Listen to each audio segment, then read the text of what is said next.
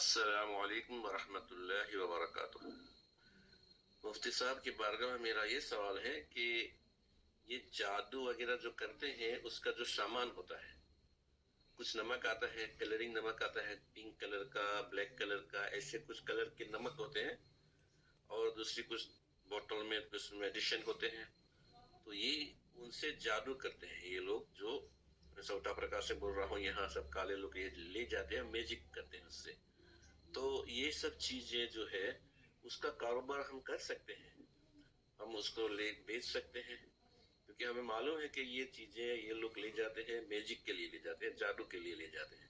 تو کیا اس کا بزنس، اس کا کاروبار کرنا جائز ہے یا ناجائز ہے؟ برائے کرم رہنمائی فرما دیجیے، جزاکم اللہ خیر۔ جی وعلیکم السلام ورحمۃ اللہ وبرکاتہ۔ بھائی آپ کا سوال ساؤتھ افریقہ سے ہے کہ